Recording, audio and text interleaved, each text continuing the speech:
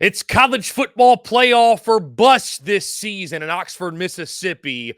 And these are three reasons why I believe that Ole Miss football will be better in the 2024 season.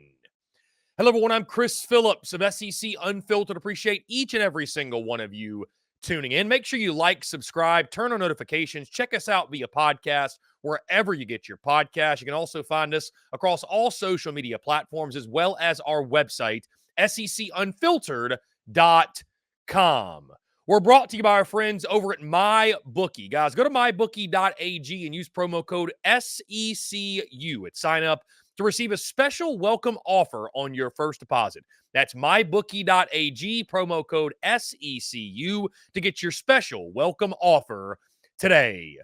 They're calling it the last dance in Oxford, Mississippi. Whatever you want to call it, the fact of the matter is this: Ole Miss has pushed all their chips to the center of the table, and they are all in on winning big. Not just making the college football playoff, but potentially making a run to the national championship this season. Guys, these are three reasons why I believe that the Ole Miss Rebels will be better in the 2024 college football season. And guys, we'll start with the very obvious one at number one. I could say this, there's three reasons. Talent, talent, and talent. But we're not going to do that. I'm not that lazy. But number one, guys, the number one reason Ole Miss is going to be better, an influx of big-time talent. I mean, let's just call it for what it is, right? What Ole Miss did in the transfer portal, what they did going out and getting not just guys that are coming and be nice depth boosters. Like, guys, we're talking names, serious names, impact players, especially on the defensive side of the football. Guys, Walter Nolan from Texas A&M, Princely Uman-Mielen from Florida, Poopaw Jr. from Arkansas, Trey Amos from Alabama on the offensive side, Juice Wells from South Carolina. You just picked up 3 or 4 running backs as well. Henry Parrish Jr., who returns back to Ole Miss. I mean, it's just guy after guy after dude. They also got the offensive lineman from Washington. Like, guys, if you told me blindly, just said, this is the all-star team of college football, I would believe you. That is the type of roster they have assembled. Now, the biggest question for this group, Lane Kiffin highlighted it, and of course, we'll talk about it in the months to come before this season, that it's a great roster. Is it going to be a great football team? That's a different conversation. But make no mistake, guys, you have this much talent. I'd venture to say it's the most talented roster in Ole Miss football history. Would anyone balk at that notion?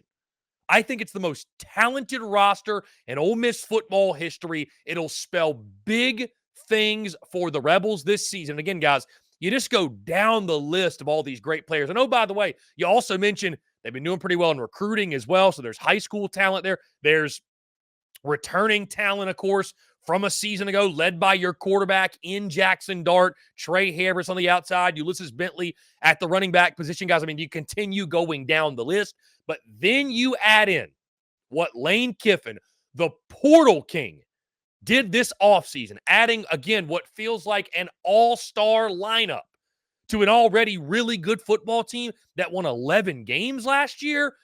That influx of big-time talent is going to lead to some big-time results for the Ole Miss Rebels, and I think it makes them even better in 2024. Guys, my second reason why I believe that Ole Miss football will be better this season, I just talked about him, the quote-unquote last dance for Jackson Dart.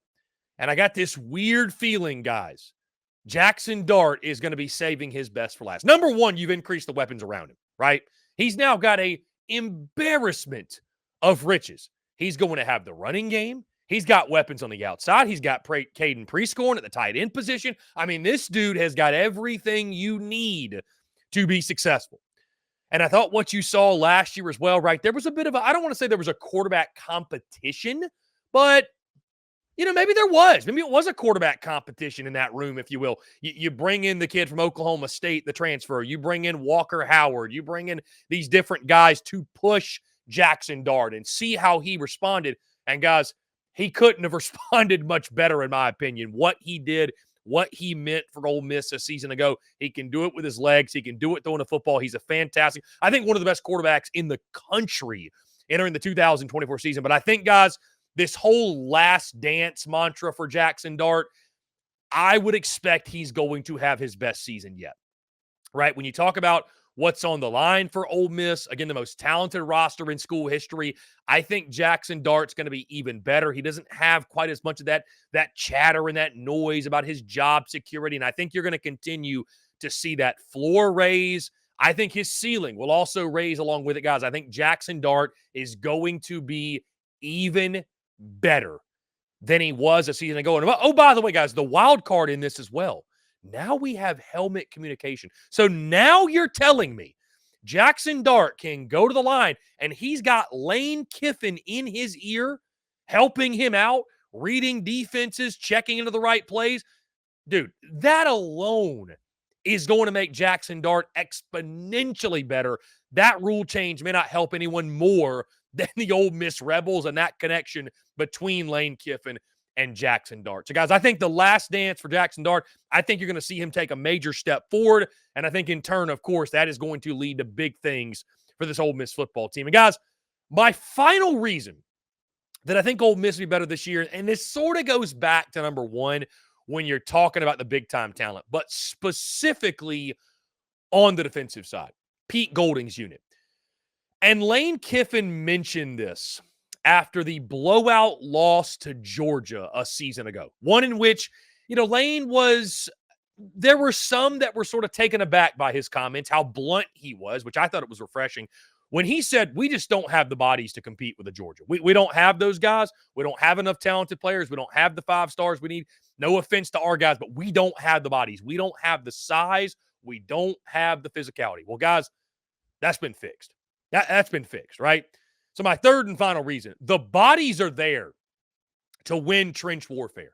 And in the SEC, guys, you can have the quarterback, you can have the running back, you can have the skill position, linebackers, defensive backs. If you're not solid in the trenches, you'll get exposed. Maybe not immediately, but at some point, you'll get exposed. That's what Ole Miss was last year, guys.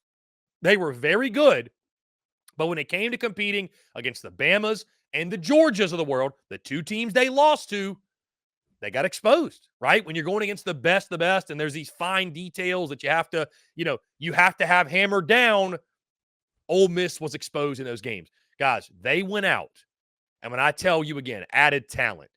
You look at that front 7 now, guys. Jared Ivey, Walter Nolan, J.J. Pegues, Princey Oman Mielen, Cam Franklin, who's a talented freshman, Xavion Harris, Akello Stone, Chamberlain Campbell, all those dudes up front, Pooh Paul Jr. at linebacker. By the way, Suntarine Perkins, a guy we're not even talking about because all these new additions. He's back at linebacker. TJ Dudley is back.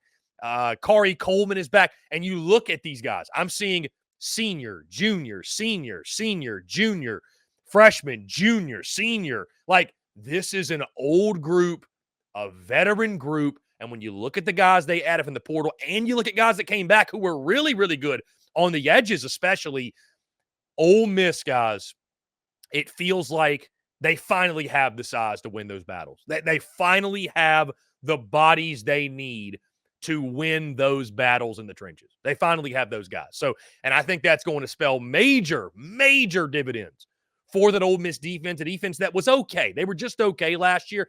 I think Ole Miss will take a major step forward defensively because of these new additions, specifically in the front 7. So again, guys, my 3 reasons why I believe that Ole Miss football will be better in the 2024 season. Number 1, an influx of big-time talent.